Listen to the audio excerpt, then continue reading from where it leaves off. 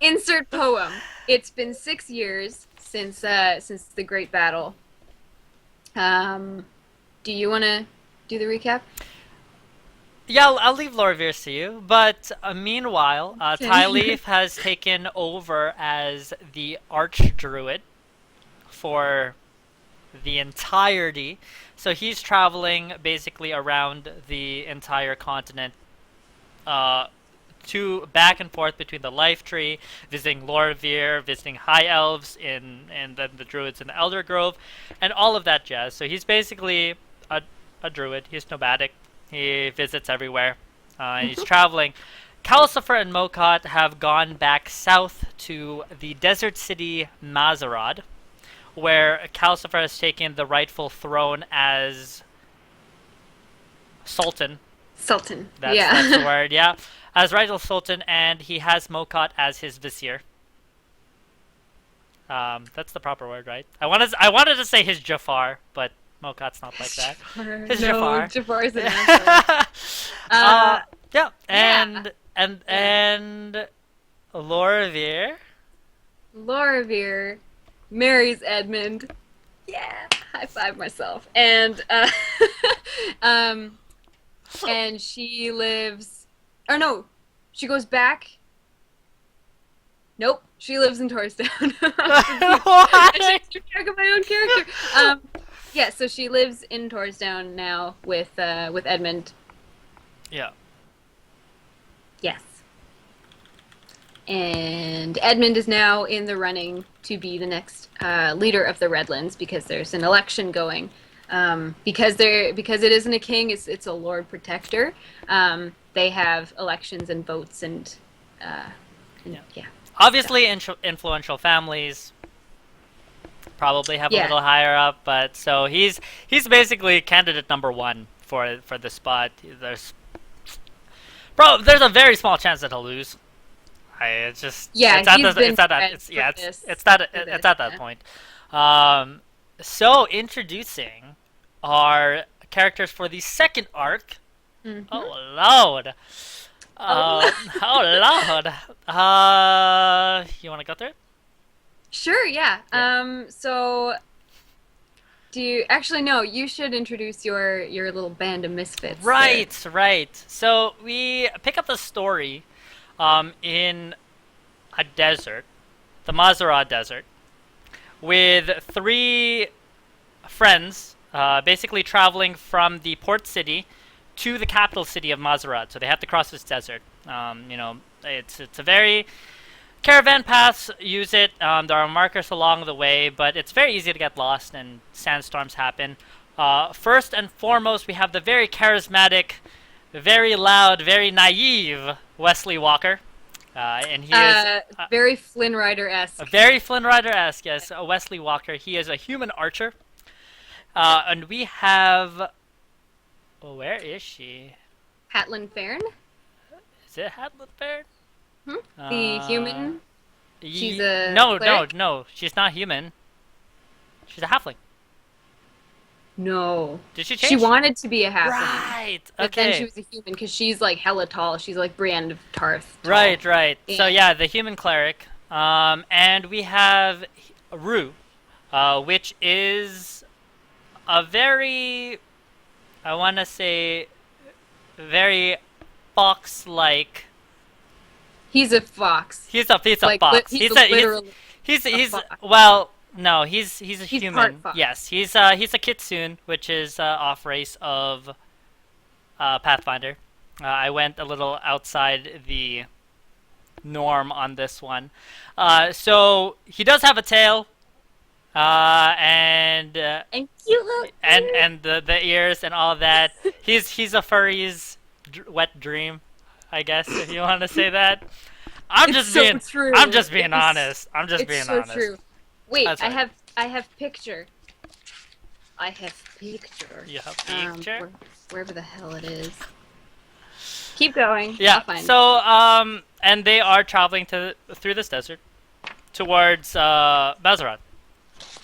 Lo and behold, a sandstorm picks out of nowhere.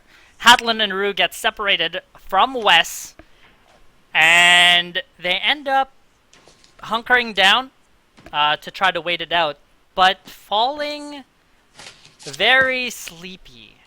Very, very sleepy. They wake. They have a little bit of flashes, that half awake state, and they remember being dragged through the desert during the night. The cold sand uh, against their faces. They're being literally dragged across the desert, and they wake up and find themselves tied up in a cave. Yeah. Hatlin and Rue are tied up in this cave with a random stranger also tied up with them. That's my cue. That's your cue. So I couldn't find the picture. Yeah. But we do have it electronically. We can do something about. So yes, Same thing my happens to character. you. Yeah. Yeah. So same thing happens. My You're character is also by on the herself. way. Yes. Yes, she's by herself in the desert. Um, this lovely young woman is from the Redlands, uh, and her name is Kira Torstone. She's Edmund's youngest sister, or only sister, younger sister. She is now 26 years old, and Yay, time very skip. yeah, time skip. So she's been training a lot. She should I say what she is Yeah, right yeah. now? Yeah, so Kira is a summoner. She didn't have the fighting skill that her brothers did growing up, but she did have an affinity for magic, and she's a very special type of caster, where she can summon animals and monsters from other planes. And being a summoner, she has an Eidolon. She's essentially a Pokemon trainer, but with like one favorite one. Her She has a Pikachu. Yes, She has in the form of a huge polar bear, which is very odd for the Redlands, uh, being this like dry, uh, I don't know, sparse place. Redland is So basically it's just open fields. Just straight up, just open fields of never-ending green. yeah, and Not a like some mountain in mountains, sight. Not but the, no, there's no mountains. There's a hill. really, That's what you call a mountain. A hill is a mountain. it's a hill. It's Saskatchewan for anyone who is Yeah. who's versed in Canadian things. Um, Much. so Same thing happens. She gets a yes. sandstorm. Yeah. So the Was reason she's in the desert is because she heard of whisperings of death cults in this area near Almazar, and figures that this is a lead to her father's assassination. yes. So that's why. So she ends up tied up with these people underground. Not what she had planned. No, definitely not. But Rue makes quick work of his bindings, as does Hatlin. They free Kira. Introductions are being had. They try to get out of this pit. They basically get thrown down into this pit inside a cave. But it's a simple. Uh, Rue tries to climb up it, and he just fails. So Hatlin gives him a hand, and she's a traveling cleric. Her domain is travel, so she has a lot of movement as spells. So they easily get out of the pit. They encounter some snake men. They get hypnotized, and they get brought to guess what? Another altar. This time Yeah, though, altars are great news for us, aren't altars they? are great, and standing around the altar already, where the three arrive there, is Wes and And Rokor. Oh my gosh, I need to. My leg's falling asleep. Rokor, who is essentially Kira's bodyguard, who set out after her once Edmund learned that she had disappeared. she ran away Um, from home. he learned because her little brother is a tattletale. She told Bren that she was leaving. She said, "Don't tell Edmund. Edmund is intimidating." And Bren told Edmund where she went. So Edmund sent Rokar after her. Rokar is Marcus's character. He's this big, stony tank of a dude. He's actually part rock. He's Um, a Asmir. I'm That's pretty perfect. sure that's Yeah. it. Yeah, and his they take on things of their elements, and he just happens to be an earth elemental. Yeah. So his people, the Asmir, just have a really strong affinity to earth. So he has this very marbly like complexion. Yeah. You could say he's very rock hard all the time. Well, thanks for tuning in. And we're done. You know, this is built up so, for that. No. so Rokor is there with Wes. The snake people are very pleased that they've hypnotized us, All hypnotized. and um, yeah. All of a sudden, they're like, "Have fun," and they all leave. You All the have snake fun. people, Peace. and they From the bottom of the altar, from one of the many cave openings from this cavern. a large blue foot emerges. Very, very large clawed foot. Um, and it says, "Hello, Forsaken." Pretty sure that's what it says. Hold on. Yeah, Hold on. yeah. I have the dialogue. It's a welcome. I have it. It's It's yeah, it's very nice. Like, hey, what's up, Forsaken? yeah. Yeah, just stopping in. Yeah. Um, Just wanting to let you know that I'm your doom. so, yeah, just so you know, he says, "Welcome, Forsaken," a very booming voice that shakes the whole room. Thanks, Mog. There's a bunch of loose treasure around too, just piles of loose treasure, and It's a it, dragon's den. yeah, it jingles very loudly. Rue steps forward, and the dragon says, "I am your doom," and a giant blue scaly claw comes forward, and it is a big old chromatic dragon, Yeah. So which basically, Rue charges it. oh yeah. Let's back it up here, okay? So we Good time. we're very confident in our Pathfinder skills at this moment in time. We built our characters and we started at around like the 11th level, I want to say. 11th? Yeah, that starts Yeah, 13th, 11th. Just yeah. pretty high now because of the time skip and we're more experienced. So, me and Marcus, we like to min-max. We like shiny and nice things. So, I thought that it would be Yep. okay to run headlong into this dragon thinking that oh see this is why you don't metagame. This is a sidebar to this whole recap thing. Never Never metagame metagame. in your Ever. RPGs because your GM will just bitch slap you with things that you do not want to be bitch slapped. And I was that's just what he did. it's I'm thinking like young blue chromatic dragon, so the stats well within like we're like oh no worries no it's a full grown adult which its stats get bumped up severely, and I charge it head first and almost get just literally I get smacked. Squashed. I Yeah. get bitch smacked. I drop dangerously low. I'm like single digit HPs from my 100 and something. Like this dragon just goes off on me. It makes the fight 10 times harder than it has to be. Thankfully, Hatlin is there, able to heal me. They bring this down. They bring this dragon down. Rokor and West do amazing work on this thing, and we make it out of the pit. Yes. We make our escape after And that. the trance is broken, and we can finally, um, yeah, we can finally be normal people Yeah. and talk to each other and introduce ourselves. Yeah. So Um, we continue since all of us were heading towards. Oh, wait, dragon. Sorry, Mm. when we kill him, All when we kill the right. dragon, it Yes. falls on top of Rokor. And then it stirs, and before it dies, it says, "It matters not, your dooms will come, if not by my hand, then by my master's.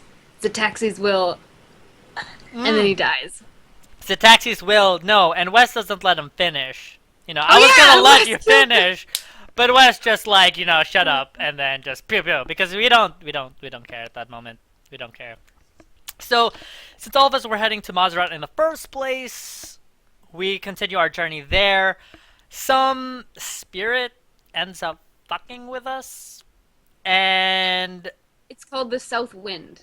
I found my notes. Yes. right, yeah. So the South Wind spirit ends up fucking with us. We end up getting lost or going nowhere, and it's really Yeah. weird. Yeah. And all the magic and life-sustaining magics that both Rokor and Hatlin have do not work. The Ring of Sustenance don't work anymore, and all of that. We finally come to a head, and we find the spirit. Mm, yeah. Rue is the one who ends up killing this one. He basically catches everybody in a whirlwind. Rue dodges out of the way and takes it out. Then there is, I want to see a specter that comes out and has a conversation with Rue. Yeah. I Again, it's one of those like Yeah. offshoots that never really comes Yes. back. Okay. Yeah, um Rue keeps hearing like whispering too. And the whispering says no escape. And he's like, oh, well Yeah, shit. no, but it's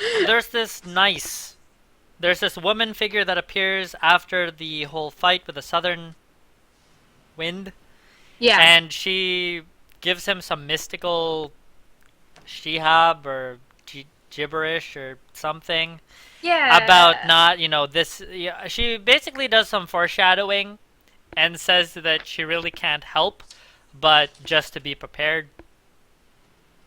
I don't know.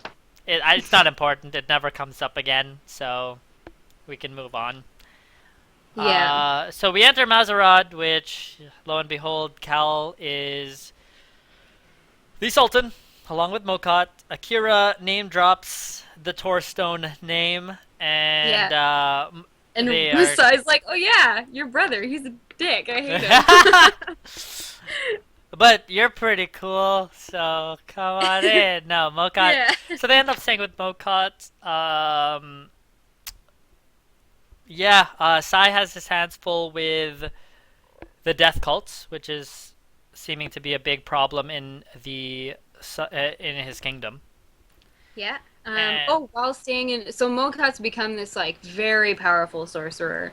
He's got all of the stuff that he ever wanted, including a magical Skype room, which I forget is what it's actually called. It's like a it's like a casting. no, No. it's a something chamber. Yeah. Essentially it's a room that you can like Skype with people, but instead of like screens, it's little like holographic Images, yeah. figure-ish Of wispy it's things. magic. Just write it Yeah. off as magic. Magic. Yeah. Yes, it totally is magic. So yeah, Kira gets into this room and calls her brother Edmund, and she's in a lot of trouble. But he's also kind of okay with it because she's going to figure out what happened to their dad. He just wants her to be safe, so that's why he sent Rokor. But it's This is Kira's growing up. She's been sheltered her entire yeah, life. She wants to prove that she's not a little girl anymore. She does this. Edmund's very hesitant, but lets it happen because he trusts all that jazz. Um, we have a lot of things to cover. So yada yada yada, death cult. yeah, vampires, Yada yada yada, vampires. Yada yada yada. We fight a giant. Thomas. Yeah, we fight a giant frog. Find a priest called Thomas. Which, if you guys have been following our Iron Kingdoms campaign, got shit on. So there's that. But we're getting ahead of ourselves. Um, Yada yada yada. The taxis again. And we're like, we don't know who this person is. So we end up doing a little bit of digging. Cal finds out that we are kind of tied to this. So him and Mokat give as much helpful advice as possible. Kira has had the accounts of what happened 6 years ago with Sai and Loravir, because both Ty and Lorvir kept journals of it. So she's very well informed of this threat of Zetaxes and all of that business that is kind of been in the background all these years. So she knows about Zetaxes. My notes are so out of order. It's okay. Oh wait, Um, no, we're getting back into it. Okay, cool. put you back into it. Back into it. What session is this? Luckily, I numbered my sessions, which was like really smart of me. Wow, Oh, that's here we go. more than I did. Yeah, I'm really proud of myself. So, catacombs, blah blah blah. Giant frog freed the priest called Thomas. Yeah. Blah blah Killed some blah. people. It We was go. awesome. We uh. Oh, we get back to Mokot's, and there's a bunch of people at the door or at the gate, and Mokot's like, "Hey, you know these guys?" We're like, no, not really." So there's like, yeah, there's a group of armed men. They don't have any colors or anything, so we have no idea. Rue tells them to identify yourselves, and they ask to come in. So Kira's giant polar bear stands up on two legs and Who, by goes, the way, "Rawr." can breathe lightning? I just wanted to Yeah, throw that out there. It's a lightning yeah. polar bear. Are you reading the comments? This is Yeah. weird. Nice try, democracy. So yeah, Polaris stands up on his hind legs and intimidates all of them. All of them flinch, but one, the one guy in front, and where the hell? What? I just put it down. Oh my god. You know Oh, there we who go. it Okay. is! Okay. So all flinch but one. It is Edmund, who has been so accustomed to this bear for as long as he's been around. So the guards come inside and get comfy. They didn't wear their colors, obviously, because it would be very, very obvious, and they wanted to be kind of incognito while still being armed. Not to So mention, it's during the electoral process, and Edmund shouldn't really be out of the country. no, he Not should to definitely. mention, he's with like a armed Redland guard, like his own personal Redland guard. And if Yeah. they wore the Redland colors, even though Cal is the Sultan of Mazarad, it'd be like a spy thing. It just wouldn't end well. So they're not wearing their Yeah. colors. They're not wearing their armor, or their Redland armor anyway. Yes. Yeah. So now he gives us an update. So he says that Keldar, there have been communications with the Empire and the Sultanate in the Impasse, which is Dodo's homeland, where all the dwarves live. It's a bunch of rocks. It's fallen due to a horde of undead monsters. Yeah, So Khazad-dûm. It's Khazad-dûm. yeah, Yeah. but it's yeah. So the Redlands may be in danger. Lord Telbron Earthadar, who is the king / Lord Protector, he has stepped down, and there will be an election. He wants us to retake the keep from a dragon, which is just north of Torsdown. And if we do so, we get to keep this. We get to keep the keep. Keep the keep. Yeah. So yes, Kira, Rokor, and Polaris, the polar bear, and then Thomas and Wes come along.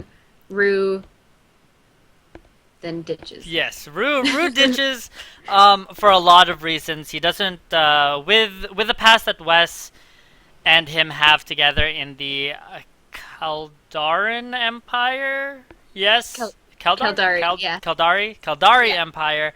Yeah. They were both soldiers. He was a slave. Doesn't really like the whole for the motherland thing. So instead, he is wanting to actually go to his homeland, which is far to the west, across the sea, and try to see if he can find answers there, / follow his own kind of agenda after being free. So Rue, which is, guess what? My character is gone for now. So the remaining party members, Wes, Walker, who is played by Tay. Kira Torson, which is played by Allegra. Me. And we lose Hatlin as well. Hmm. Um, Oh yeah, and she stays to be a priestess yeah, in Almazar, right? no, no, no. She's a traveling. She just ends up. She can't stay in a place too long. Oh, okay, so So she she just just leaves. ends up. Yeah, she's like, well, you guys are off doing. You actually have a Yeah, goal. I just want to I gotta travel. go do my stuff. Yeah, Yeah, I just want to travel. So it's only Wes, Kira, and Rokor that head and over back. Thomas. Oh, and Thomas, right? And Thomas head over to the keep. Yeah, Yeah, so they head let's back up. enter. Yeah, they head back up from Mazra, the desert. They cross the mountain pass.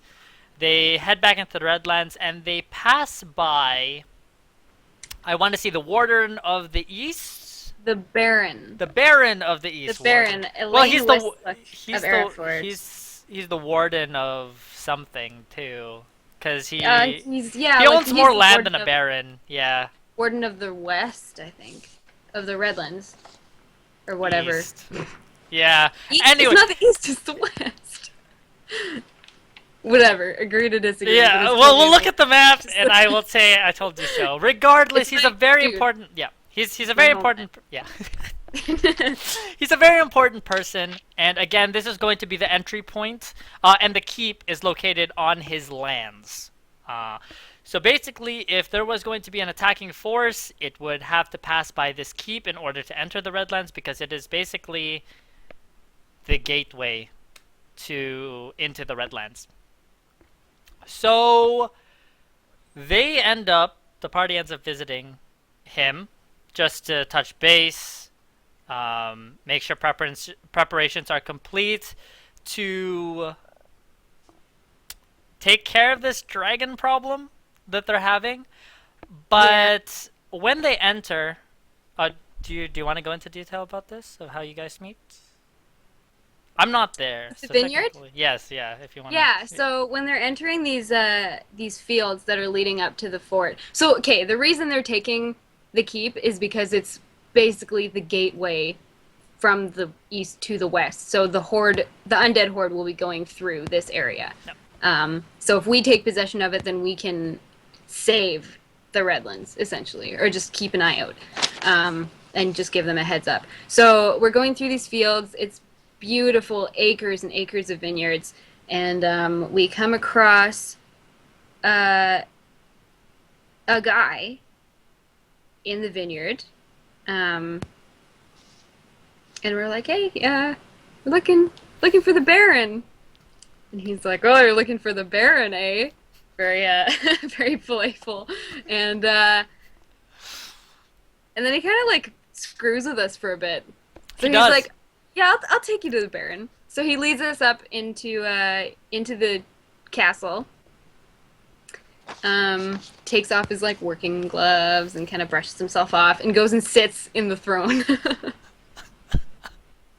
He is the Baron, obviously, because if anyone else did that, the Baron would be like, "What are you doing?" He is the Baron Elaine Westlook of Hereford. A very She jolly turns man. out, yes, Like, very just jolly, as played by Stephen Fry. yeah. He's yeah, very caring and loving. Akira actually knows him because he was a good friend of her father. They fought together in the war. They were war heroes, and he was her favorite person growing up. But she hasn't seen him for years and years, so she didn't recognize him. But Uh, he knew who she was right away. oh, enter my new character. Um, Yeah. Silver Tongue Devil, you are. Which wait, it all started basically. They enter. That happens. And a line from the Baron, "Oh, I have not seen you since you were a babe." That was a line. To which a voice from behind and off to the side in the corner of the throne I totally forgot. is a comment thrown out. They didn't even notice him until. Do you want me to say the line again and then you Oh can yeah, say yeah, yeah, yeah, yeah, So, yeah. so the Baron says, "I haven't seen you since you were a babe." And what a babe she is. And then plucking of said loots.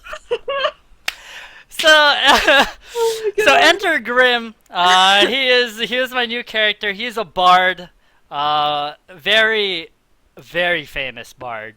Yeah. Known throughout, basically for a relative term, throughout the entire world.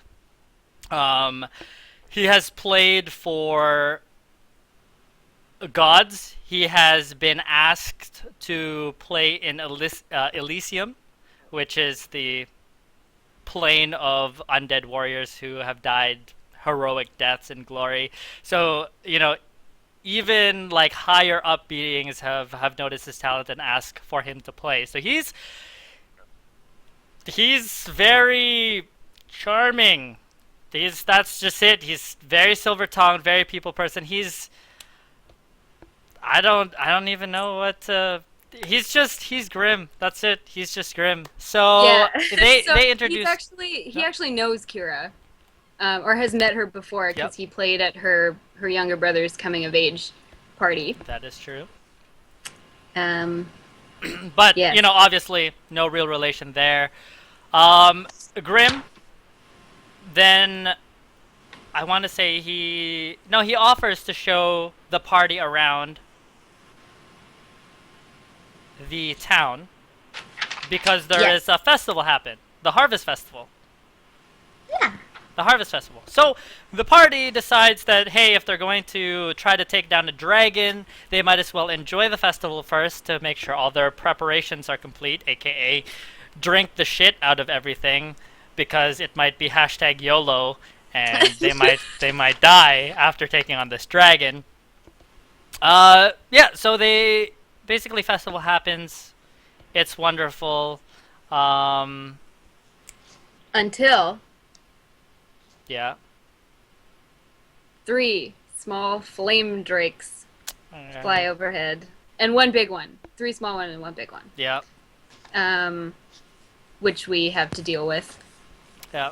It And was we deal with. yeah, it was good. It was just, it wasn't really a serious fight. It was just kind of like a test fight to play around with our characters. Yeah, it was Graham's inaugural fight, pretty much. Yeah. Like it was his first fight with us, so Taught me we how had to to do bard. something. Tutorial service of how to bard. How to bard. Which again, Wes doesn't really like him, so to speak. At first, he views him as a coward, um, because on the outside it doesn't really look like Grim did anything during the fight. But ha ha ha, bard magic. So yeah, so that's pretty much it. We get introduced to Kira's drinking problem.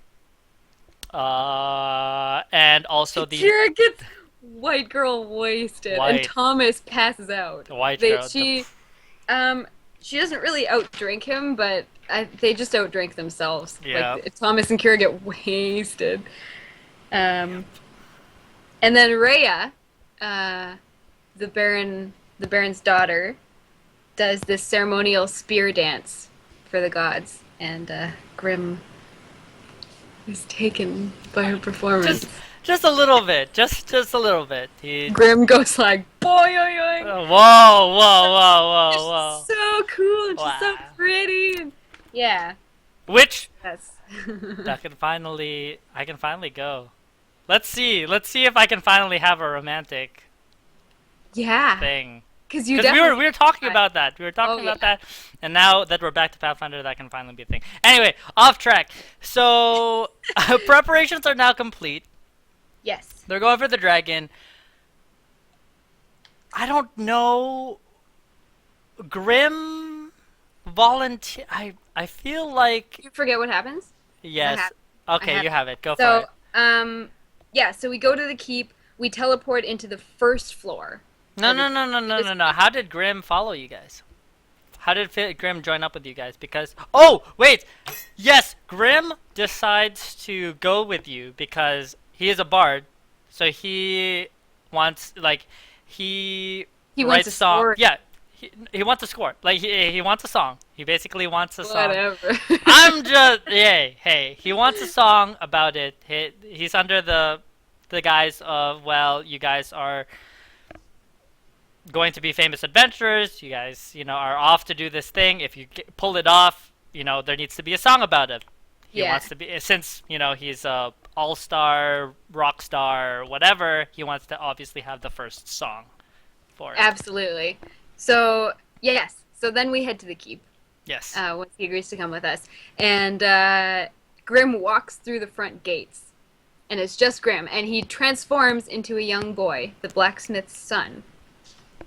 Inside, we don't see a dragon, but he actually sees a man sitting on a throne very lazily. He's just draped over it. He's this like quite a beautiful man, but it's still intimidating. He's got this long red coat and very very long bleach blonde hair. Looks a lot like Thranduil from The Hobbit. Lee Pace's Thranduil. He's just gorgeous and very very regal looking, but also very lazy looking as well. So the little boy says, "I was told if I sing for a dragon, he would grant me a wish." And he laughs, just this booming laugh. And Oh, he says, "Perhaps you would sound better in your true form." I tried. I tried so hard. So Grim transforms back into his own self and His plays self. for him, and this guy enjoys it. So the dragon's name is Rexylvandasarax. I got it. Wow. First shot. I've been practicing so hard. I still don't know Astria's real name, but Yeah, no. yes, Rex. Rex's full name. Basically, the longer a dragon's name, the more shit he's done. So he's done some pretty Yeah. good shit with to have a name that long. Yeah, so But Grim tries to talk him out of the key, like tries to talk him into leaving. yes, But the dragon calls his bluff, damn. and then we start the fight. Roll initiative, and he changes into a big scary dragon. And we Yup. fight. And again, I feel like I didn't do anything, and Wes is a little pissed, but I do enough that I gain his respect on that, and I end up basically from then traveling with you guys for it. Because we are now, well, because the keep is actually given to Kira, since she's the one of noble blood, Rokor, Wes, and myself are all knighted That's right. in service to her. So we are now part of our own little country. Well, our own little Fort. no A fief. fiefdom. It's a Fiefdom. yeah, our own little fief inside the bigger portion of the Redlands, and that is the step to our world domination. That's- And the alchemical dragon. oh my god, build it now. Yeah. No, yeah, so we end up owning the keep. We do the renovations. We're adventurers. We pay pretty much for everything. hmm But we have a There function are- keep. There are more festivities. Yes, Um. we get given a small battalion, Yes. by the way, led by, um, what's her Raya. name? Raya, yeah. Come on, man. You I'm crush on her. sorry, You I'm remember sorry. what her first name Sorry, it's been so long. is. Yes. Yes. So okay, I guess I'll read out who our council is. So we have the Magister. His name is Wexley. What? Nah, go ahead. It's just these people, like, they're so in the background, and we're just like, we kind of are just using you because you're convenient. Go do this thing for us. Because we don't want to do it. Yeah. Anyway, Sorry. here are these nobodies. So we have the Magister. His name is Wexley. He's a wizard. Huge nerd. And He's starting to have more of a spotlight. Wexley He does is, yeah. things. Wexley does Yeah. things. Every time we need some knowledge, we go to Wexley, and he digs it up right away. We have our counselor, Jacob Samuelson. He's a very jolly older man. Wes, of course, is our marshal. Our ruler is Kira. Our high priest is Thomas. And then we have our Grand Diplomat, which is Grim, and our Spy Master, who is Watcher of the Mask. Super, super weird guy. The Mask can speak common, but they don't do it right. So they just have like really weird inflections. And we can get Jeff to demonstrate that because he does it so well and so creepy. But yes, they wear these masks much like Amon from Legend of Korra. That's how I picture him anyway. But they all have like different facial expressions. But that's how I picture it. So then we have moving on. We have the treasurer, Eredion Sky Erethion? Eredon Sky Seeker. He's an elf. He hasn't done much. No. I No, actually he's forgot useless. about him until reading this right now. He We runs have the bank, and he protects our sunrods. Yep, our Bank of Our Sunrods. bank Yeah. of sunrods. We have our Royal Enforcer, Fulgrim Axehand. He hasn't done much either, Nope. but he just keeps an eye on the barracks. And then we have the Warden, who is Rokor, and our General, who is Raya. Yeah. Yes. Um, yeah. So now we have a friggin' a priest of the stranger arrives, and Wes and Uh, Grim go to meet him. Do you remember what happened there? There's festivities. Basically, there is. Yeah. Should we even get into this because he ends up not staying with us? No, okay, we'll forget that. Yeah. Then. No, that's. Oh, but there's the taxis things. So we have some festivities. I guess like a housewarming or a fife warming, and a disturbance approaches, and somebody undead shows up and says, "I am the herald of the taxis. Oh shit. My yeah. message is death." Catchphrase. We're all like, Yeah. Well, I fuck. really thought of that one. Good So job. yeah, it was a Grey Knights, and Grey Knights aren't actually a thing. It's the Grey Knight armor that turns people into Grey Knights. So after beating the shit out of him, we basically have to find a way to like emergency. We have Grey Knight armor. Like it's going to regenerate in like 3 days. Holy fuck, we need to destroy it. Yeah. And it turns out to be special Grey. It turns out to be special Grey armor because it starts regenerating within like hours. Mm-hmm. So we're like, holy shit! So we teleport to Brenziri to get your teacher, who so happens to be one of The the Great Wizard Sandoval. son of a bitch. Which Grim doesn't like, by the way. They have a thing. Bards, wizards. Wizards frown upon bards because they think that bard magic isn't real magic. Yep, that's pretty much it. That's pretty So much they butt heads a little bit. So we get him to try and talk. Wait, No. nope. We talked to the dead before this happened. So All right, we asked they him say- like 3 questions. yeah. Why this town? He says, "I am the vanguard." What is he planning? Destruction. Where is the Taxis? The impasse. So vague. Like, thanks. thanks. Thanks, undead. You told us everything we already know. Great. So we end up, long story short, we end up destroying the armor. Yet everything is safe. Mm-hmm. But then we. Oh, when is the next attack? Sorry, this is on the next page. All right. He says after the tree falls. That Yep. strikes a chord. Mm-hmm. The tree. There's only one tree, so we can only assume that it's the life tree, which holds all of the druidic magic around there, where Tyleaf was from, where Lorvir was from. It's basically the beacon of good in the east. Yeah. So basically, all druids are connected to the life tree in some way, shape, or form. And yeah, they draw their power from it. So with that being said, Lorvir heads back home to the life tree, Right. and it's just. Oh, wait a second. No, Wait a no, no, second. no, no, no. I'm skipping things. I'm Oh, skipping. you are okay. things now. Okay, hold on. I need to catch up in my notes.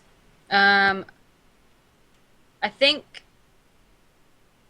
Lorvir Mokot Sai, and Tyleaf head back to the life tree. Yes. They all have a secret powwow. Lorvir says she has to go off somewhere. She was very cryptic about it. We find out later that she just went to visit Cal and Mokat and was like, "So you gotta help me out here." And we're like, Yeah. "Okay." So for one session, we get to play our old characters who got, oh my goodness, such a like they got a power up. They got a power Boost. up.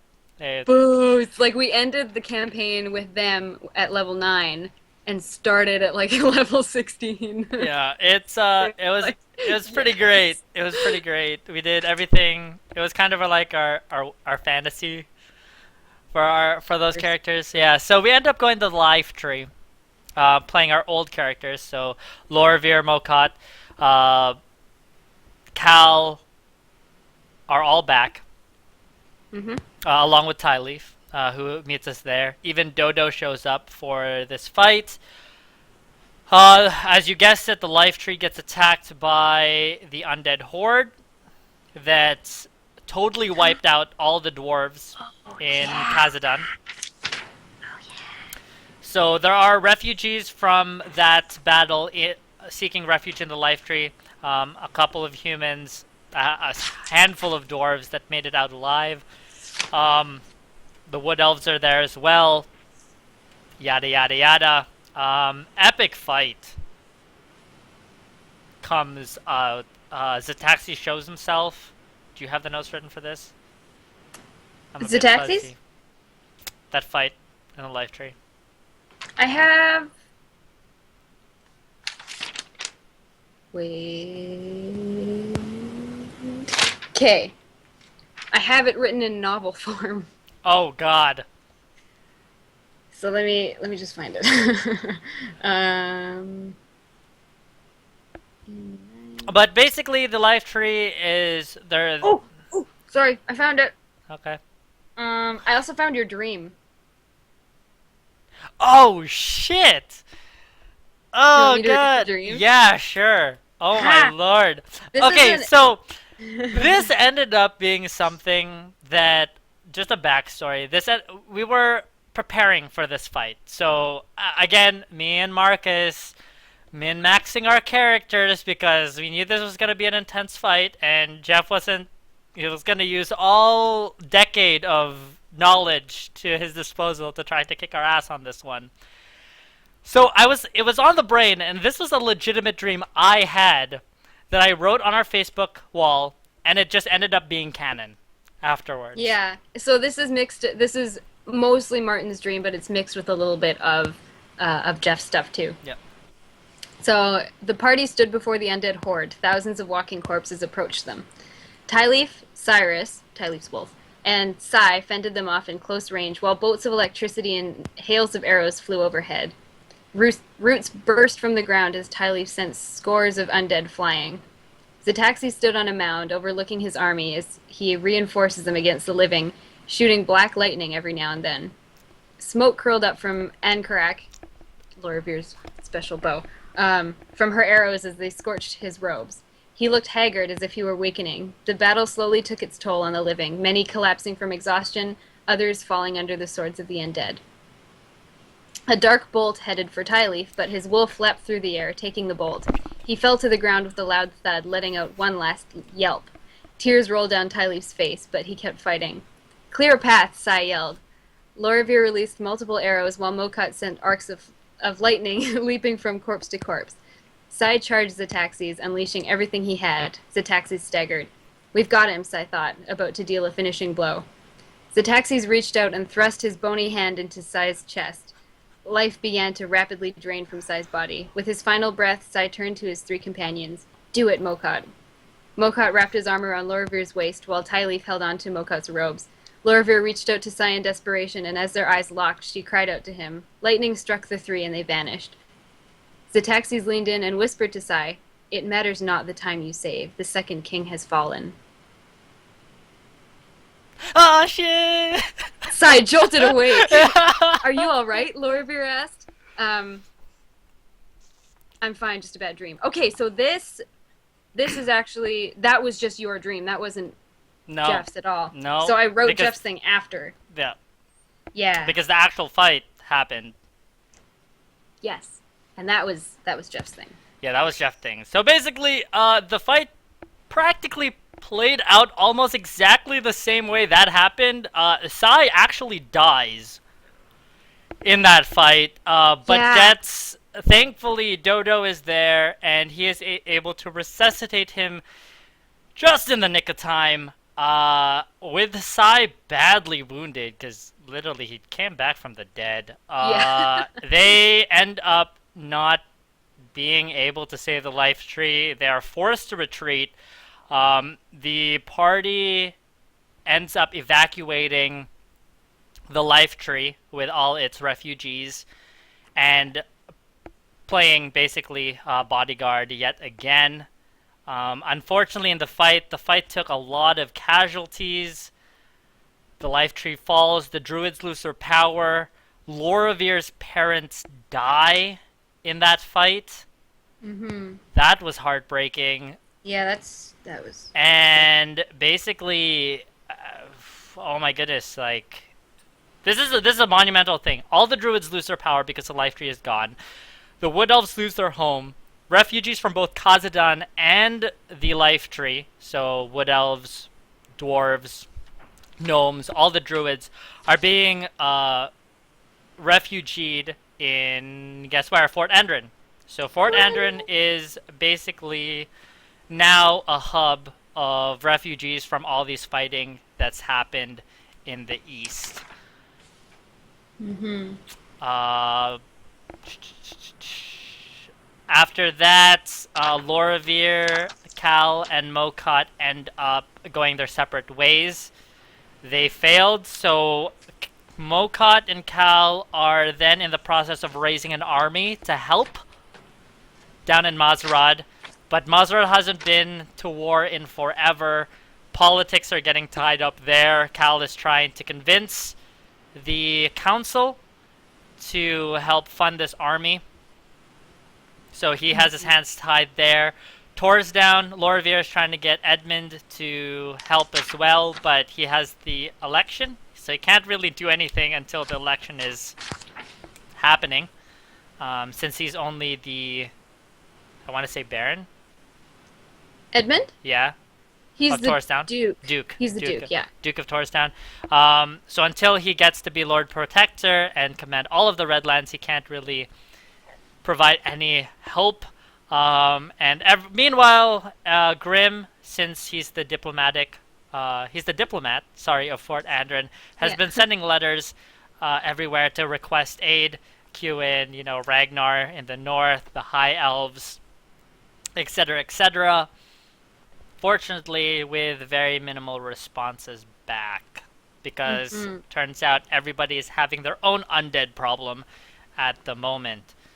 So So we decide to go there ourselves yeah, if and letters do won't some work, do some recruiting in person. So the best place to start, and the place that will get the horde first, is Eastgard, where Ragnar was, all the Vikings and stuff. Right? No, wait, Grimm's hometown first. So we saved, uh, yeah. So we saved Grimm's hometown, yes, because it's on. evacuated them. Yeah, it's on the way. So basically across from Fort Andron a bit. Yeah, I'm worried about that because the life tree. Basically, it's this horde is moving from east to west. Kazadan is the most eastern, biggest city where the dwarves live. That got wiped out. Then the life tree. We haven't heard from Kaldor. Yeah, Kaldor in a while, but it looks like they're putting up a bit of a fight. But as soon as Kaldor falls, nothing stands between the Redlands and this horde. So, seeing that we need allies, we do end up going north to ask for Ragnar's help. Yes. And um but we want to Are we we also skipping? want to go to the mask. Oh, Because that Watcher was tells us to ask. That was a side quest, though, wasn't it? that was a bit of a side quest. Okay, Yes. ignoring that. Side quests, guys. They're side quests in RPGs. It's a lot of side quests, yo. Uh, Uh, no, actually, that's an important one. is it? Yeah, because I don't have a whole remember, lot of notes on that. no, Thanatos, son of a bitch, Thanatos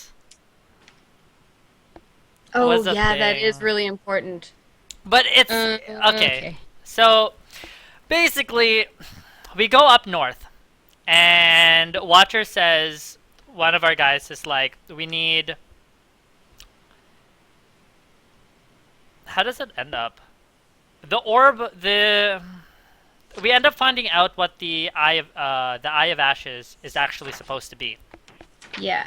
and it is actually a weapon that the gods used against the Titans. But as the orb is right now, it is tainted, and Mm-hmm. we cannot use it as a proper. It basically tells the future, but in a very negative way because of its Ah, taint. yes. So we need So to purify this thing. yeah, so he wants the curse to be lifted. Yes. Um, so we're like, okay, well, we'll do it for you, and he binds us to this promise, to our word. Um, so, and then he says the curse must be broken by he who cast it. A lot of digging and a lot of Wexley and Grimm research ends up finding, with a little help from our masked friend, Yeah. and we end up finding out that the mask kind of hold a secret. And they're just a race of people that are entailed wear mask, some weird mask. Um, so we end up going to where the mask reside. It's a very secret location. It's basically in the middle of the frozen tundra, and you don't really find the mask. The mask finds you. Yeah. And some weird shit happens. We get cut off from magic because we have to go on this spirit quest. Essentially a spirit quest. And we find a cave that ends up holding the chained titan, Thanatos. No, it's too late. It's too late. I should have had it ready. I'm Oh, sorry. fair enough. Okay. Uh, Okay, yes. Chain Titan. yes. We barter with him. We say, hey, we know you're the one who cast the curse on this orb. We need the orb to defeat the taxis. You're gonna help us. Why should I help you? Go fuck yourself. Because you want the world. No, I don't. Son of a bitch. Okay. Yeah, then he says, "Well, bring it back to me," right? Yes. When Yeah, basically yeah. he says, I will lift the curse so you can stop this threat, but in return, I want the orb after you're done with it. Mm-hmm.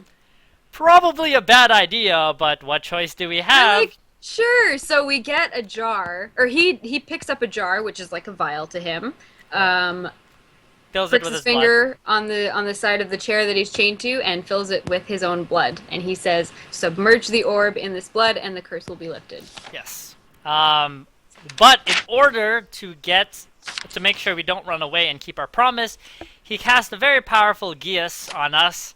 So we are bound that once we are done with the orb and either die, well, preferably not die, but either defeats the taxis or not, we have to give the orb back to him or we go crazy.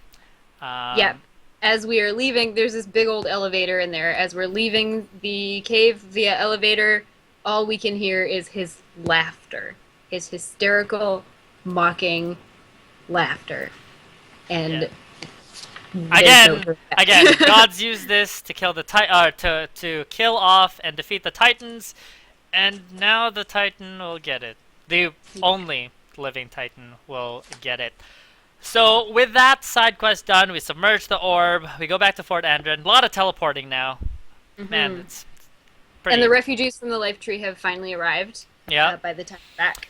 We submerge the orb. We purify the curse on it. Um, And Kira picks up the orb. yep. She takes it out of the thing. She volunteers. As Doesn't want to put tribute. anyone else in danger. Uh, and so she picks up the orb and gets a vision.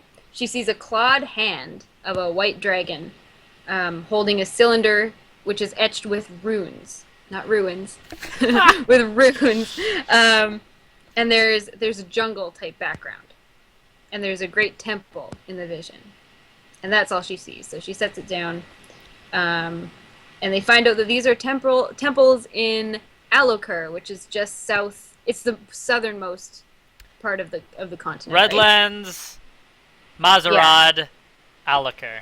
Yeah, so there's this temple that is dedicated to the old gods. She picks it up again. She gets another vision. So the cylinder is being inserted into a matching crevice in a temple. Um, and there's a snake slithering across a tree. And there's an altar and another altar and a I love pedestal. altars. And the an ankh, an ankh, ankh. Anank. Yeah, it sits on the pedestal.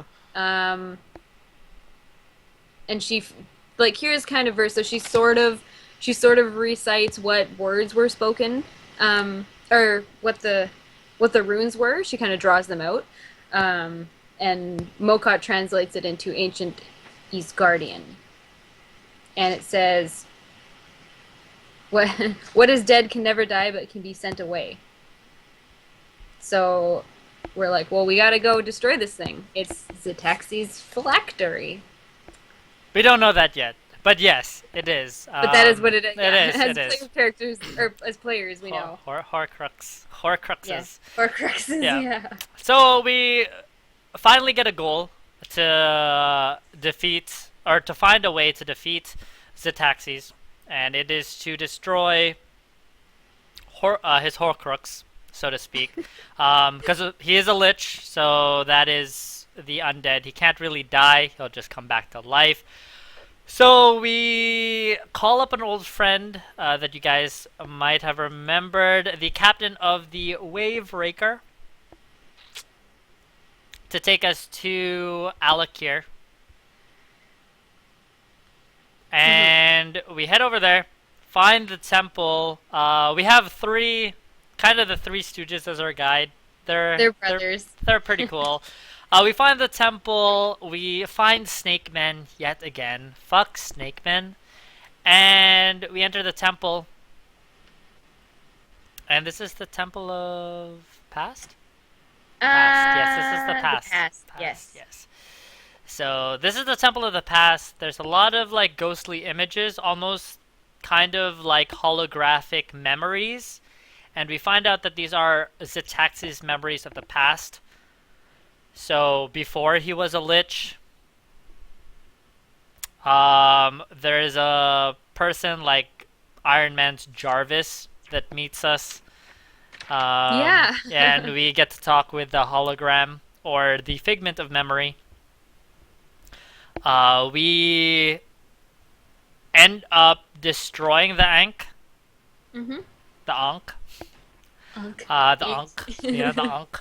We end up destroying it. The temple collapses. We make a run for it, all James Bondy style. And that is it for that arc. That is. We Hmm? kill one of his. Well, we kill one of his. Oh. Yeah. They kill said one that of his. arc. I was like, No. what? We kill one of his phylacteries. So we end Yes. up going back to Fort Andron, trying to track down these temples. And the only clue that we have is that the second temple is far to the north. Yeah, on an island. So we end up visiting our good friend Ragnar up in the north. Mm-hmm. Seems that he has an undead problem, and he won't be able to help us. He's gotten our letters, but he won't be able to help us until he solves his undead problem. Um, we are a bit selfish in this, and we're like, no, no, no, no, no, no, no. Our mission comes first. You help Side us. quest later. Yeah, side quest later. You have to help us on this main story quest, and we'll promise we'll come back. And he's like, fine. And He's like, but you have to find your own ship. yeah. So, Oh uh, Lord. No, no. This we is go to the dock. I'm telling the story. We're yeah. almost done. We go to the docks and just to find a captain willing to take us. To a cursed island. Everybody thinks it's cursed.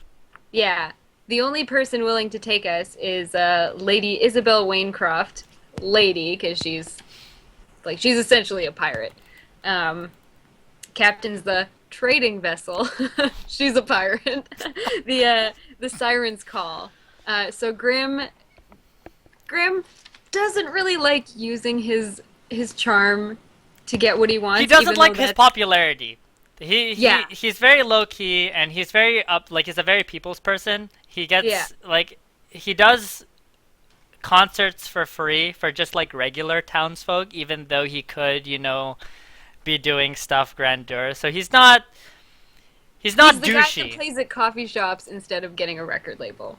Yes. But people still know who he Yeah, is. absolutely. He's YouTube famous.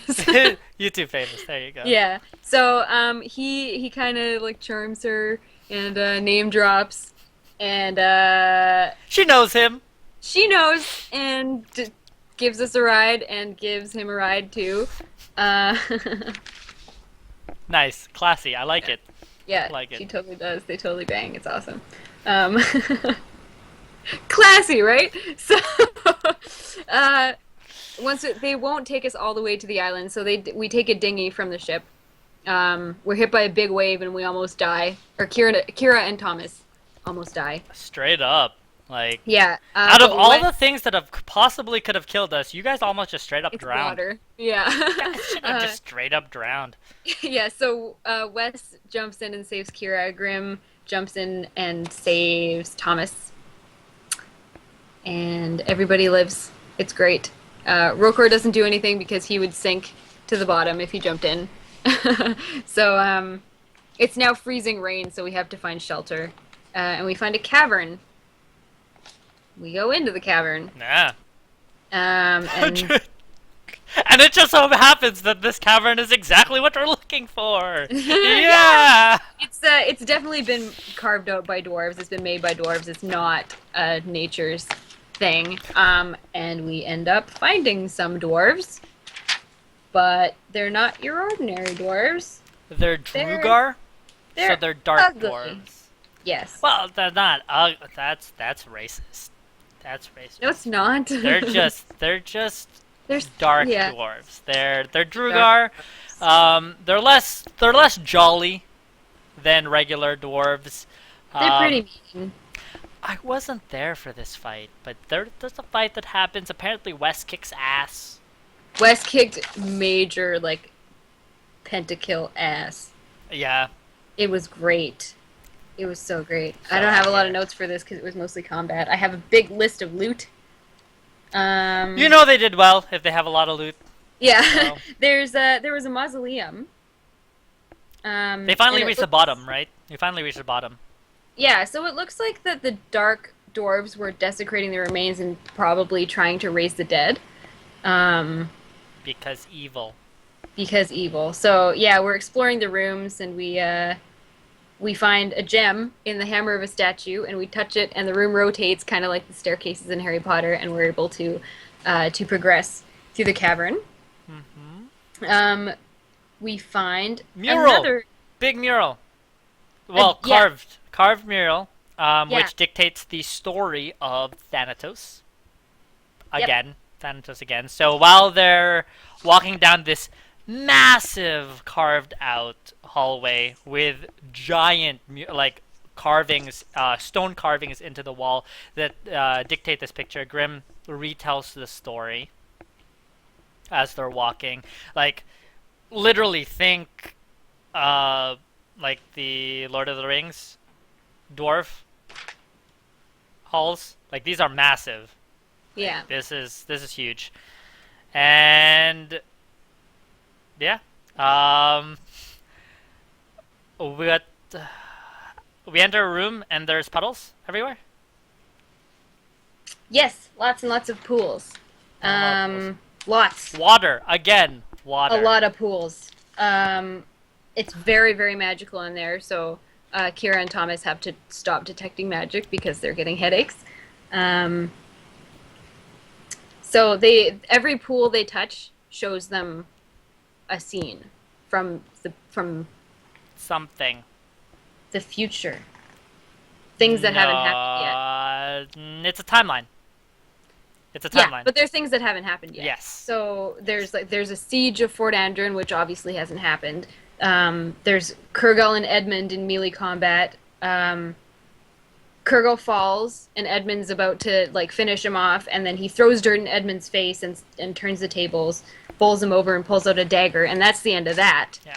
Um, So yeah, basically, there's hundreds of pools in this big room. They're just basins carved out in the ground, filled with water, and each time you touch a pool, it shows you an image, and we're trying to really solve this riddle, this puzzle. We have And again then- Jarvis, the little hologram. yeah, and he says hello again, Yeah. but he seems weary and a lot older than the other one.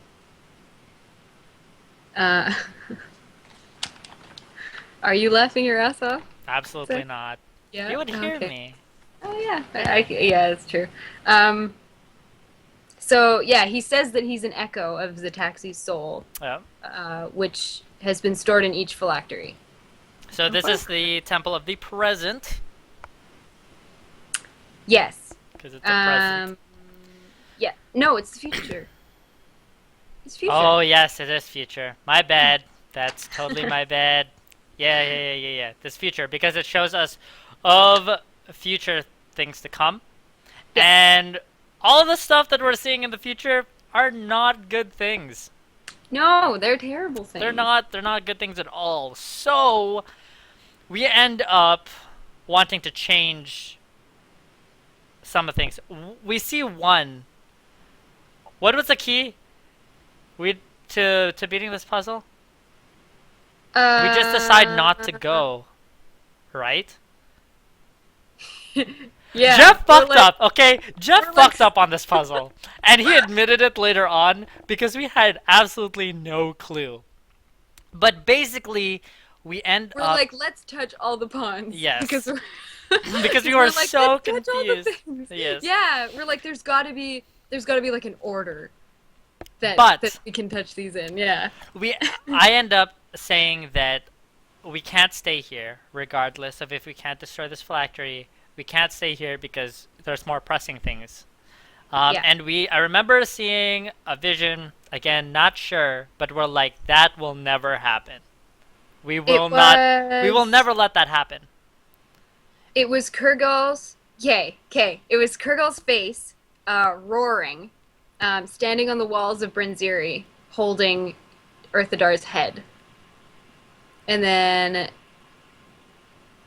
he goes to the last pond, and he sees the scene. Oh, the scene on the mural being carried out in the pool, but like real life. So Thanatos and all that stuff. Okay. So then we go back to another pool, and it's ourselves here and now, a few seconds ahead. The next is us, and the pool's going black down the line, and the next one shows us leaving.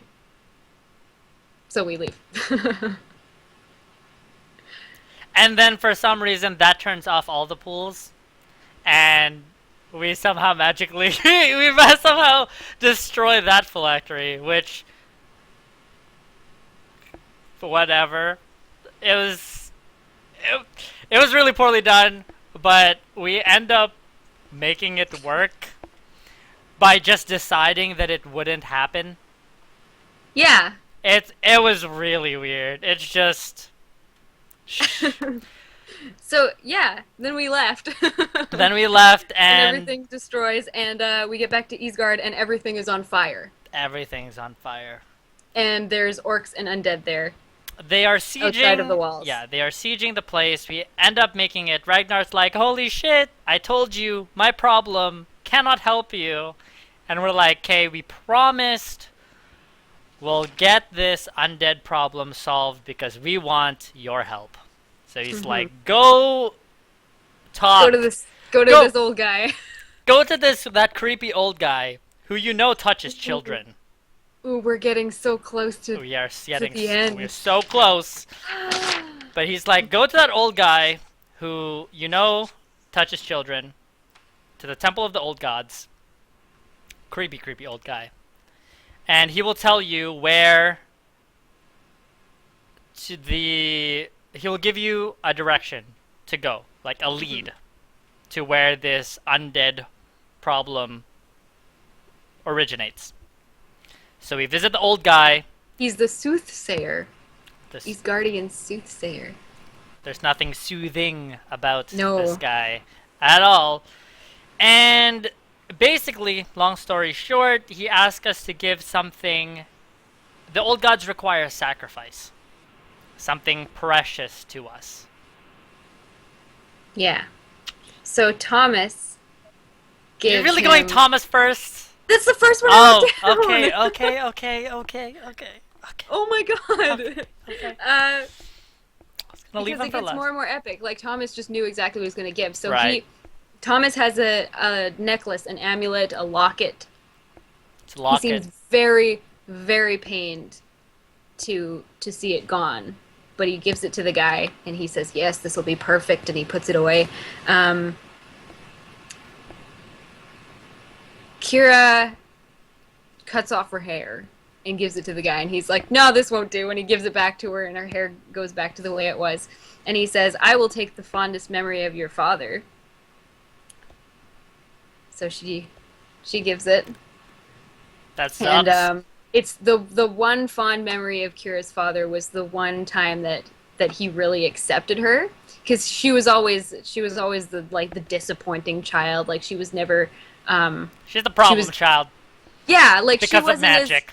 yeah, and she wasn't as easy to bring up as Edmund and Bren, because they were very like combat boys. They loved their weapons, and they were just like the perfect material um for becoming king or Lord Protector, Hmm. essentially. And Kira was gonna get married off to a dude for because of an alliance, and like she wasn't even good at fighting. She was good at magic, and he was like kind of okay with that, but not. It wasn't ideal. So the one memory she gave away was the best one, and now she doesn't remember it. Um, Grimm gave up communication with his scythe. Do you Son want of to a talk about that a little bitch. bit? Yeah, basically, Grim carries around a scythe. He doesn't really use it for combat, but to outside people, it's like a stage prop, right? His name's Grim. He carries a scythe. He plays music. Like it's a thing, right? But essentially, with Grim's background, the scythe has the soul of his mother in it, and due to something that happened, it's a long story. But his mother gets trapped in this scythe, and it's basically the only way for the reason that he became a bard. Oh, can't speak. The reason he became a bard and started traveling was because he wanted to find a way to restore his mother to her former self, to give her back her body, and that's why he's been holding on to this scythe for forever. But he has communication with the scythe, so it's like his mother's always been there, but he needs something precious, so he does give up his scythe and promises that to himself, that he will find another way Yeah, because he's been traveling around. So that is a big burden to him. He's really bummed, but no one kind of really knows about it, so yeah, it's whatever. yeah. But So then that's what's he give up. Wes. Oh, Yep. sorry. Yeah, that's So yeah, Wes gives up his bow. Wes is an archer. This is like his most prized possession, but he gives it away. his very And first bow. His yes, very first bow. yeah, his very first bow. Not his Um, actual OP bow. No. And Rokor gives his obligation to protect Kira. So now, really, he has no motivation to be with the group. Like the only reason he was with the group is because he was told to protect Kira, and that was his motivation. And now that's gone. So, um, yeah, that's it's kind of sad. It was super sad. We were all really sad. Yeah, no, it's um, it's pretty much. But yeah. regardless, we give up the we sacrifice these things. The soothsayer does his shit. He gives us a heading, and Yes. off we go into the frozen tundra, the wilderness, yet again. Yeah. Oh, and we asked Thomas about the locket, We and do. He doesn't Barry want to talk broke it about it. up. He does say it was from a girl, But yes, he does say it's for a girl, and everyone knows now. It's from an Iron Kingdoms girl. but we will get to that. Yes. We'll get to that connection Yes. after this. So, during the night, we need to set up camp. It's very, very cold, very wintry. Like we're in the north. It's snowing. Um, do you want to talk about Basically, the nightmares? we end up going, and it's a couple days, and every night we camp. We have people are start having weird dreams about being very hungry, It's just and west of him. yes, Yeah. and we what it starts with Wes, and Wes starts feeling very hungry, and progressively his dreams start getting more vivid, and he starts dreaming about eating people. And slowly it takes a toll onto Grim as well, and he starts dreaming about eating people and having that kind of hunger for meat and flesh. And after a couple of days, we end up seeing the place that we are headed to. It's a very tall mountain, and the closer we get to the mountain, the more troublesome these dreams, the more vivid these dreams are starting to get, and it's starting to affect our actual being, i.e., in game, our wisdom modifiers are starting to get depleted quite a bit. Um, so we reach the mountain and we climb up it, and we our first night of camping on this mountain, uh, it finally happens. Right, there is an attack. I want to say. Do you have this written down? When we We sorry, what? wake up. We basically me and Wes wake up Yeah, from this dream, and right in front of us is Wendigo, yeah. which The if you only note guys that I have is we kill it. So okay, which is a Wendigo, yeah, which is it's a humanoid form of a man, but he has a head of a deer, and he has his feet, his hooves are just are dripping with blood, like almost like he ran so fast that they just fell off and they're now dripping with blood. He has no hooves anymore. And did you draw it? no, Okay. I'm just showing a hysteria that I have notes. Oh. We're not just making this Yeah. up. And this is basically the a Wendigo curse. And basically, once our wisdom modifiers hit zero, we end up turning into Wendigo and eating people. So we end up battling this Wendigo and killing it, thinking that this would set both Wes and myself free. Unfortunately, it does not, and we are still suffering from a Wendigo curse. Hmm. So we're kind of on the clock to get this stuff done. So we're kind of battling it. The next night on this mountain, we reach a cave and we're about to hunker down for the night. But it's a pretty deep cave, so as any good adventurers, we explore just to make sure that nothing is lurking in this cave. With that, Turns out yeah, go. the floor is littered with bones. Humanoid bones. Nope. Nope, nope, Yeah, nope. Uh it turns out as we are trying to turn back and make our exit, We are surrounded by ghouls. Straight hundreds of ghouls. And after fighting a few, they start doing that whole creepy thing, climbing on walls with their, heads turned around and weird Yeah. shit. So we end up running for our lives. Uh, Grim ends up casting Earthquake to cave in the cave behind them, and we end up booking it up. But Yes. holes and crevices in the mountain, ghouls are pouring out of it, and this entire mountain is basically just a nest, like an anthill of ghouls. So we run for hours until we make it up to the top of the mountain, where a castle, or more like a keep, is situated. We open the gates to the estate and basically burst into the front doors, quickly closing the door, waiting for the ghouls to just come in and chase us, and we're prepping for a fight, but that doesn't happen.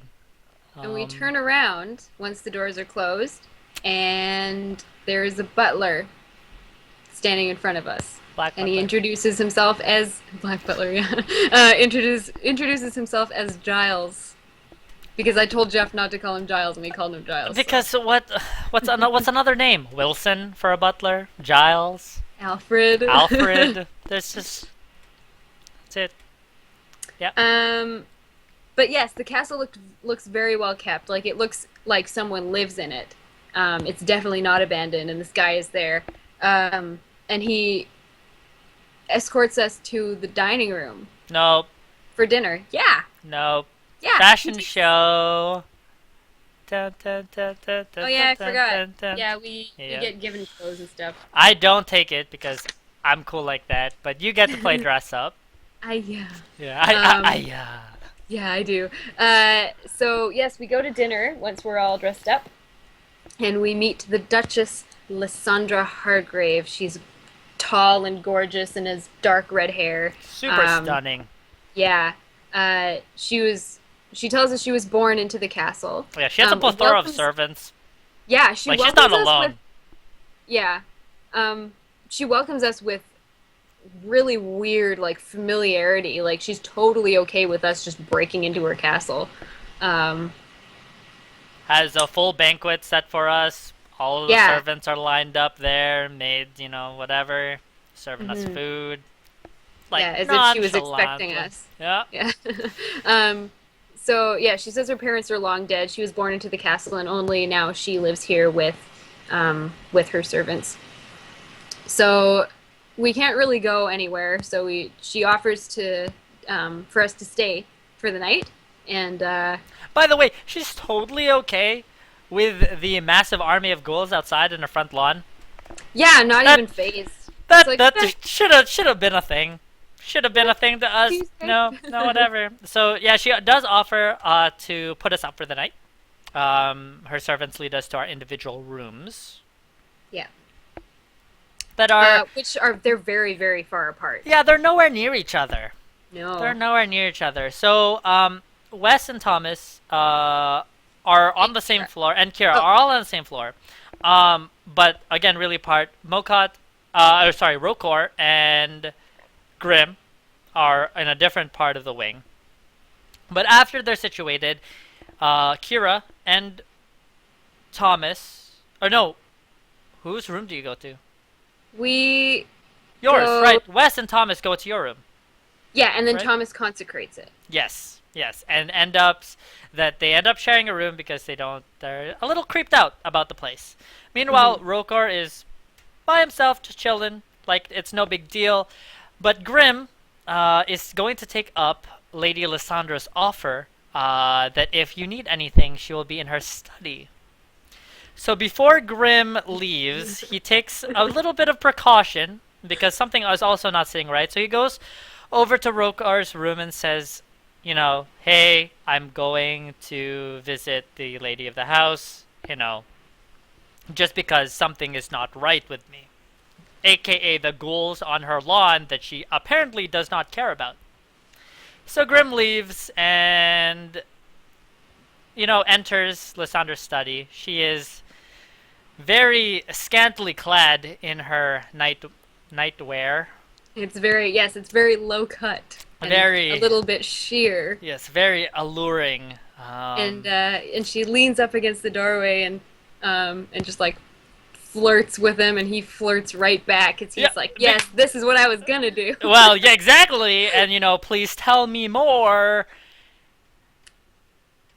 And then nothing. So we go back to Rokor. It's the middle of the night. Rokor doesn't really sleep all that much. He only requires very minimal amounts of sleep, but he is awakened when somebody enters his room. And he waits patiently.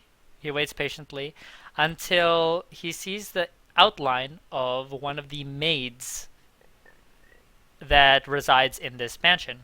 Yeah. She asks if he needs pillows. Um, and of course, the regular, human reaction to this would be stunning her and pinning her to the ground.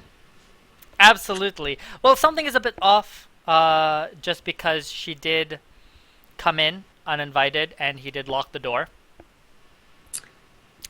Yep. And so he ends up tackling her to the ground. She attacks him back with She fangs. she hisses. She Yes, hisses at him and that's bares true. pointy teeth. Yep. So he kills her. Yeah, straight up, just Like one absolutely. shot kills her. Yeah. Yeah, just head gone, done. Like Yep. it's whatever. So So he with brings the head. he brings the head with him. He walks it all the Oh. way down the hallway and knocks on All the way to her a door. different wing. Like across wings of this castle to where Kira, Wes, and Thomas are. And it's Yep. like, hey guys, we have a problem. And he knocks on the door and they open it and he's holding this maid's vampire head in his hand. And they're like, "Where the hell's Grim?" And Rokor goes, "I know, he's in the study." So everyone runs to the study and they find Grim and Lysandra in a tender embrace. And she is poised on his neck and she's biting him. Oh, she's biting hard. Yeah. She's sucking even harder. With that, Come on, man. we're almost done. You're doing so well. So well. Oh. Anyway, Okay. so they know battle ensues. The butler and the servants come out of the woodwork, and it turns out that Grim just is Possessed. yeah, just a Yeah. bit. He's possessed, and so he fights against the rest of the party. He's being a real prick about it. Hmm. Um, He ends up turning Kira into a rock. no, that's not me. That's that's Oh yeah, that's that's not me. So right. basically, only the head butler and Lysandra is left, along with Grim. Grim's, doing his thing, cause all that pent up, I'm useless feeling, uh, in fights. No, he does work. He wrecks you guys. Like he Yeah. just like Yeah, you almost killed us. I could have been like 10 It times was more of a douche and people would have actually died. yeah. But regardless, the butler and Lysandra is left. She has one more spell. She cast prismatic spray. I'm pretty sure it's called prismatic spray. It is, yeah. Just a rainbow. And Oh, bad shit happens. no. A no rainbow. Bad shit happens. Thomas So gets plane shifted. he Kira. gets hit with two colors. Oh man. So one color plane shifts him. One, we aren't sure if it hit him or not, but it would have turned him insane. So Well, so now we there's that. know. Yeah, but yeah, so it basically puts him into another plane. Kira gets turned to stone. Both Wes and Rokor take just a ton of damage just from it, and they finally get Lysandra down and the butler down. Both Wes, which breaks the charm on Grim. Wes and Rokor punch him in the face. Grim is stat drained. He is pale. He is weakened. He is like crying because he feels just super bad about the place. He works his magic and returns Kira to normal. Yeah. Thankfully, he's able to do that. Yeah. Just it's a far cry from making everything normal, but at least he is. But he feels absolutely terrible about it. He's crushed, but everyone's really bummed out that they also lost Thomas in the fight. They don't know where he is. But that is where we left our campaign. So as it stands, we lost Thomas. Rokor and Wes are badly hurt. Kira is confused. She doesn't know what to do anymore. And Yeah. Grim is up. He's a mess. Like Yeah, he's everyone's just in such a bad he's state. almost dead. He will be a Wendigo in about 2 nights, and he just got like all his con, which is basically all his like HP, is just drained. Like he has nothing right now because he got sucked by the vampire. Yeah. That's So if you guys have been watching our Iron Kingdoms campaign, or if you're interested, Thomas was shifted to the Iron Kingdoms plane. because that's Um, totally a plane. yeah, whatever. It was Yeah. he was shifted to whatever the heck this was, and turns out that he's been posing as a monk in a library, where our party comes across him, and he's very otherworldly. He's very exotic.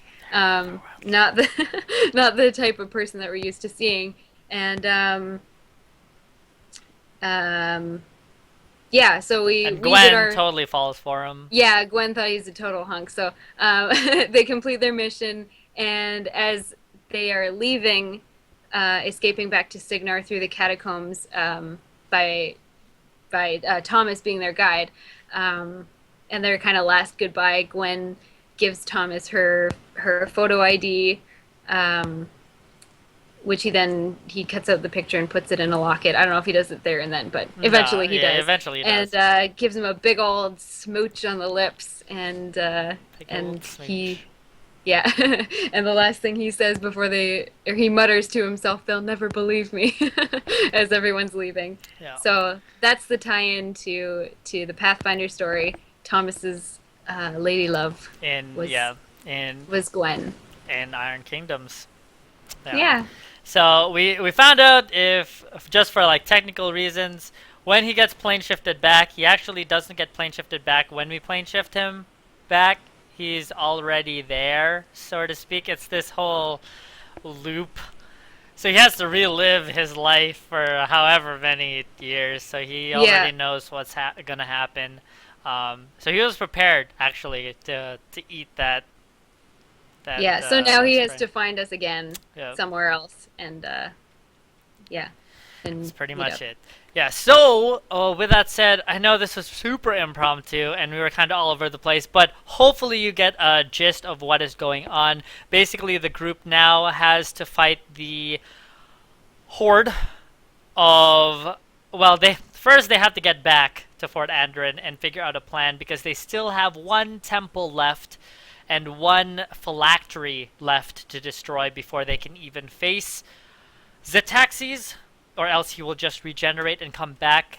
But the monumental task of getting to the impasse. So we shall see what bodes well next. Since Jeffrey's been working on this for quite some time, And he but just gave us the okay that we'll he's be starting up again. yeah, So he's back into it. I will highlight this video and throw it up. It's going to be pretty long, so feel free to check it out.